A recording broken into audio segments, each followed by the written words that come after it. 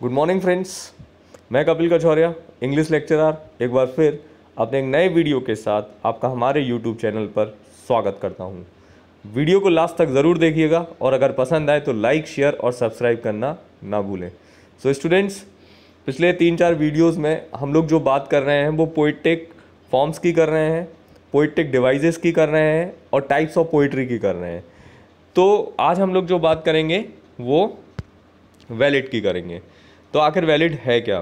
तो इससे पहले मैं ऑलरेडी सोनेट, ओड, लिरिक की बात कर चुका हूँ। तो वैलिड भी बहुत इंपॉर्टेंट है आपके एग्ज़ाम पॉइंट ऑफ व्यू से। तो जो पैम्पलेट मैंने अपडेट की है, पहले तो आप उसे अपनी कॉपीज़ में नोट करिए और उसके साथ साथ मैं आपको समझाऊंगा अभी कि एक्चुअली वैलिड है क्या। तो वैलिड, तो अ पोएम और song narrating a story in short stanza traditional valid are typically of unknown authorship, having been passed on orally from one generation to the next generation. So what exactly it means? तो आप a poem और a song, तो या तो आप poem कह लो या song कह लो, जो नरेट करता है एक स्टोरी को शॉर्ट स्टेंजास में, यानी कि छोटे छोटे पदों में।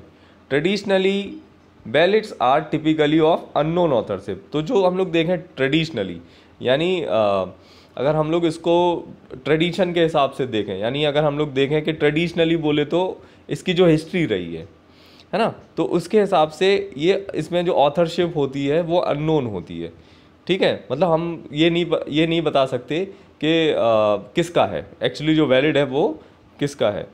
तो having been passed on orally from to one generation to another generation, तो होता क्या है कि ओरल फॉर्म में होता है और इसको पास किया जाता है एक जनरेशन से दूसरे जनरेशन में। तो इन शॉर्ट आप इसको ऐसे समझ लो, जैसे आप जब इंडियन आइडल देखते होगे तो इंडियन आइडल में कुछ लोग ऐसे होते हैं जो टिपिकली और ट्रेडिशनली किसी एक ऐसी जगह से बिलोंग करते हैं जिनका काम ही गाने बजाने का होता है। तो उनके जो लोग होते हैं, जो पुराने लोग होते हैं, वो एक जनरेशन से दूसरे जनरेशन को अपने गीत ट्रांसफ़र करते हैं। तो पता भी नहीं चलता कि वो गीत आखिर दादाजी ने लिखा था या परदादा जी ने लिखा था। तो वैलिड भी कुछ उसी प्रकार की एक लिटरेरी डिवाइस है। ठीक है, तो आप इसको इस तरीके से रिलेट कर सकते हैं। फिर उसके बाद जो वैलिड है is a poem that is typically arrange in quatrain. तो मैं आपको पहले भी क्वाट्रेन के बारे में बता चुका हूँ कि 4 लाइन को हम लोग क्या बोलते हैं, 4 लाइन के स्टैंजा को हम लोग क्या बोलते हैं, क्वाट्रेन।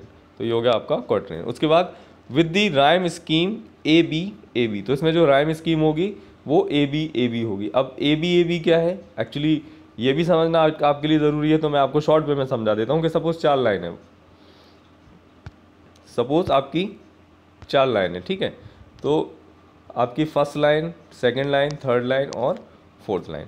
तो अब ए बी का मतलब हो गया ये आपकी ए, ये आपकी बी, ये आपकी ए और ये आपकी B.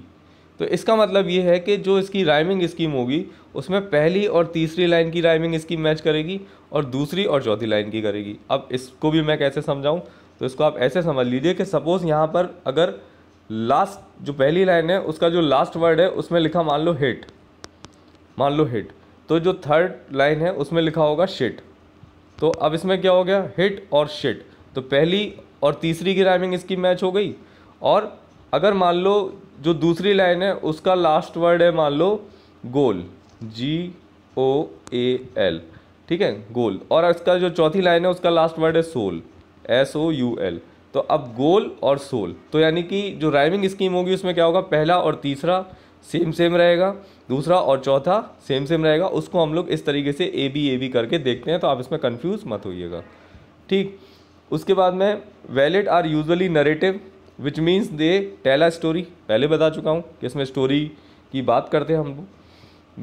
Ballets begins as folk song and continue to be use today in modern music. बहुत इंपॉर्टेंट है, शुरुआत कैसे हुई थी इसकी, एज अ फॉक सॉन्ग, ये देखिए यहाँ पे, और continue to be used in a modern music. मतलब कि हम लोग लोकगीत, अगर हम लोग बात करें फोक सॉन्ग मतलब लोकगीत की तरह इसका शुरुआत हुई थी, लेकिन आजकल मॉडर्न म्यूजिक में भी इसका बहुत ही ज़्यादा प्रचलन है, तो इसको हम लोग मॉडर्न म्यूजिक कह सकते हैं। A ballad is a song that tells a story and it can be dramatic, funny और रोमांटिक। तो ड्रामेटिक भी हो सकती, फनी भी हो सकती, रोमांटिक भी हो सकती। You can find ballad in a variety of musical styles from of country western to rock and roll. The word valid comes from the medieval French। तो जो वैलिड वर्ड है वो कहाँ से आया आपका, मेडिवल फ्रेंच वर्ड से। अ dancing song, dancing song को भी हम लोग देखें तो वैलिड पे डांसिंग सॉन्ग भी बना सकते हैं। Ballad is a short story in verse, तो वैलिड क्या है, एक शॉर्ट स्टोरी है वर्स में। वर्स भी क्या होती है, एक पोएटिक फॉर्म होती, which is intended to be sung with the accompaniment of music, it is opposite to the epic. तो हमेशा क्या, इपिक का अपोजिट है। अगर पूछा जाए कि वैलिड किसका अपोजिट है, तो आप बोल सकते हैं कि वैलिड इपिक का अपोजिट है। Which is a lengthy story in verse, तो इपिक जो होती वो बहुत बड़ी स्टोरी होती, लेंथी स्टोरी होती। It is popular poem among the common folk southern Appalachian mountains of America. तो जो अगर हम लोग देखें कि इसमें जो पॉपुलर पोएम क्या है, common folk southern Appalachian mountains of America में, बहुत कॉमन है, बहुत पॉपुलर है। तो इस तरीके से हम लोग देखते हैं। तो आप इसे नोट कर लीजिए जो भी मैंने आपको बताया है, क्योंकि ये आपके बहुत काम आने वाला है। और इसके साथ साथ अगर आपको ये मेरा वीडियो पसंद आया हो तो लाइक शेयर और सब्सक्राइब करना ना भूलें, और कमेंट बॉक्स में कमेंट्स भी अपडेट करिए, ताकि आपको जो भी नए वीडियोस चाहिए हो किसी भी टॉपिक पर, वो मैं आपके लिए बना सकूं। Thank you so much students.